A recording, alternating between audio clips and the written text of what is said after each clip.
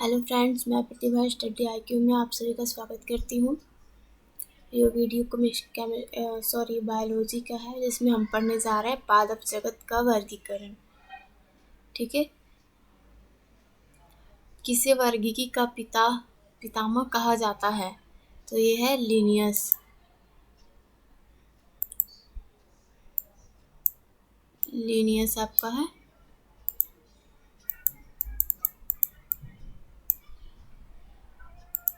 द्विनामपत्ति के प्रतिपादक कौन है? ये भी लिनियस। सिस्टेमा नेचुरिया किसकी प्रसिद्ध पुस्तक है? तो ये भी लिनियस का ही है। पुष्पी पादपों को किसमें रखा गया है? फैनरोगेम्स में। अपुष्पी पादपों को किसमें रखा गया? क्रिप्टोगेम्स में। वर्गीकरण की आधारीय इकाई कौन सी है? तो स्पीसीज। हाइड्रोफाइट्स क्या होते हैं? तो ये जलीय पौधे होते हैं। द्विनामपत्ति का क्या अभिप्राय है? वंश तथा जाति। जिन पौधों पर बीज बनते हैं किंतु पुष्प नहीं लगते, क्या कहलाते हैं? अनावृतबीजी।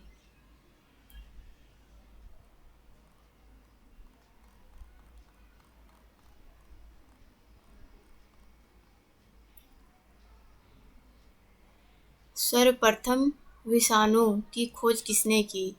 इवानोवस्की। विषाणु क्या माने जाते हैं? सजीव और निर्जीव के बीच की एक ट्रांजिशनल ग्रुप है ये विषाणु जो है। ना तो ये सजीव है ना निर्जीव है, इसके बीच की एक ट्रांजिशनल ग्रुप है। किसमें एंजाइम नहीं होते? तो विषाणु में एंजाइम नहीं होते। टीएमवी शब्द किससे संबंधित है? तो विषाणुओं से। चेचक के लिए टीके का विकास किसने किया था? तो एडवर्ड जेनर ने। एडवर्ड जेनर ने किसकी खोज की थी? तो चेचक के टीके की। विषाणु किसकी वृद्धि करता है? तो जीवित कोशिकाओं में। विषाणु निर्जीव क्यों माने जाते हैं? ये क्रिस्टलाइज हो सकते हैं इसीलिए। विषाणु में क्या होता है? तो न्यूक्लिक एसिड और प्रोटीन होता है। सार्स क्या है? विषाणु जनित रोग है सार्स। खसरा किसके संक्रमण के कारण होता है? तो विषाणु। कौन सा रोग विषाणु के कारण होता है? तो चेचक। जंतुओं में होने वाला फुट एंड माउथ रोग किसके कारण उत्पन्न होता है? तो विषाणु के कारण ही होता है।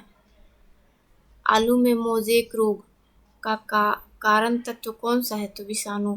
मोज़ेक जो ये हो जाता है आलू के अंदर हरा हरा जो हो जाता है, उसे मोज़ेक कहते हैं।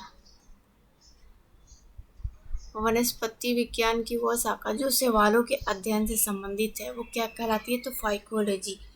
यानी शैवालों के अध्ययन को क्या कहते हैं? तो फाइकोलॉजी।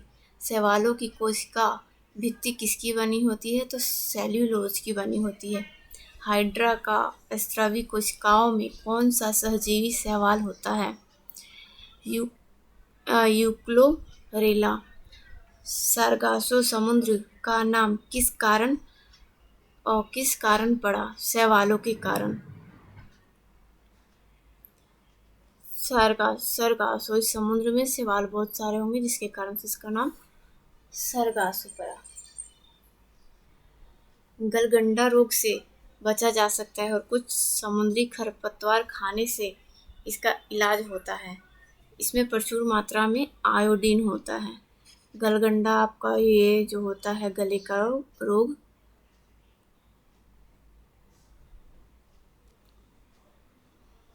और किस शैवाल से आयोडीन प्राप्त होता है? तो लेमिनेरियस नामक शैवाल जो होता है उसे आयोडीन प्राप्त होता है। केल्प किससे प्राप्त होता है? तो समुद्री शैवालों से। किसी एक स्वपोषी का नाम बताइए। तो शैवाल एक स्वपोषी है। कौन सा जीव चावल की फसल के लिए जैव उर्वरक का कार्य करता है? तो नीलहरित शैवाल। अंतरिक्ष कार्यक्रमों में ऑक्सीजन की आपूर्ति को नियंत्रित करने के लिए प्रयुक्त किए जाने वाले एक कोशिकीय शैवाल का क्या नाम है? तो क्लोरेला। लाल सागर का रंग, लाल सागर का लाल रंग किसकी उपस्थिति के कारण होता है? तो शैवाल। अगर अगर अगर किससे प्राप्त होता है? शैवाल से। वनस्पति की वह शाखा जिसके अंतर्गत कवकों का अध्ययन किया जाता है कहलाता है माइकोलॉजी। शैवालों का अध्ययन फाइकोलॉजी, कवकों का अध्ययन माइकोलॉजी। कवकों की कोशिका भित्ति किसकी बनी होती है? तो काइटिन और वह हेमीसेल्यूलोज की। कवकों द्वारा रिजर्व संचित भोज्य पदार्थ किस रूप में संचित होते हैं? तो ग्लाइकोजेन के रूप में।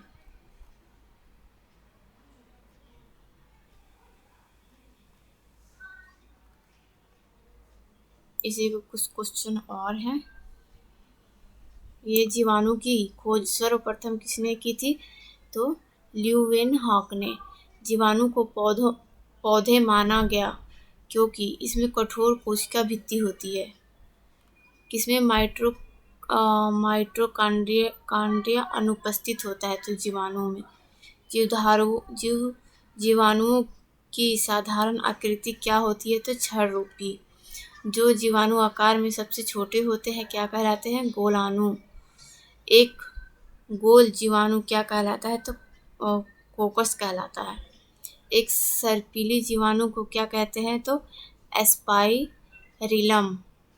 वास्तविक केंद्रक किसमें अनुपस्थित होता है? तो जीवाणु में। कौन सर्वाधिक संख्या में पाया जाता है? तो जीवाणु। बैक्टीरिया में पाया जाने वाला प्रकाश संश्लेषी आशय क्या कहलाता है? तो वर्निकी लवक। पाश्चर क्यों प्रसिद्ध है? रोगों की जर्म थ्योरी के लिए पाश्चर प्रसिद्ध है। जो जीवाणु सीधे ही वायुमंडलीय नाइट्रोजन को नाइट्रोजन के यौगिकों में बदलते हैं क्या कहलाते हैं? नाइट्रोजन स्थिरीकरण जीवाणु कहलाते हैं। मूल ग्रंथिका किसमें पाई जाती है?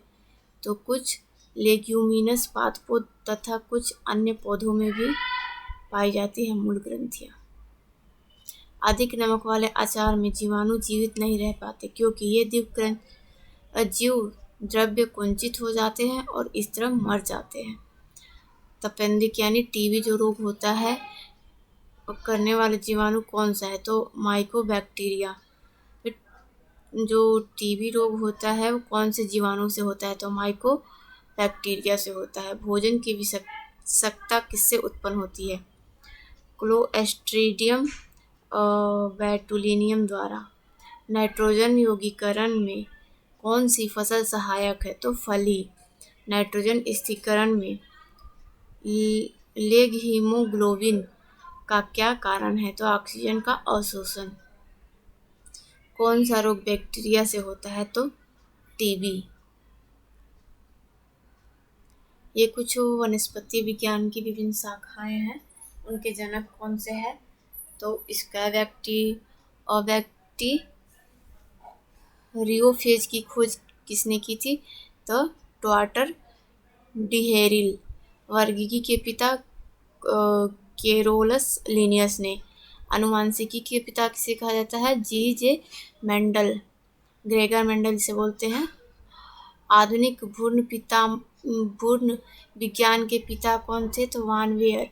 पादप रोग विज्ञान के जनक A.J. बटलर। पादप क्रिया विज्ञान के पितामह स्टीफन हेल्स। व्यक्तिवृत्ति में जातिवृत्ति की पुनरावृत्ति के जनक अर्नस्ट हेक्ले। सुजन निकी के पिता फ्रांसीसी गाल्टन। सूक्ष्म जैविक के पिता लुई पास्चर।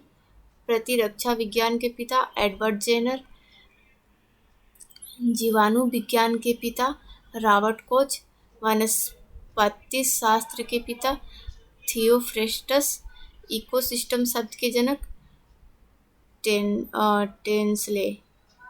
आप इसको जितनी बार रिपीट करेंगे उतना ही आप लोगों के लिए अच्छा होगा और याद भी होगा। ठीक है, एक बार हम इसको फिर से रिपीट कर लेते हैं। बैक्टीरियोफेज की खोज किसने की थी? तो ट्वाटर डिहेरिल ने।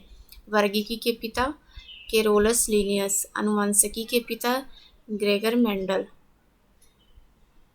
आधुनिक भ्रूण विज्ञान के पिता वान वियर। पादप रोग विज्ञान के जनक एजे बटलर। पादप क्रिया विज्ञान के पितामह कौन थे? तो स्टीफन हेल्स।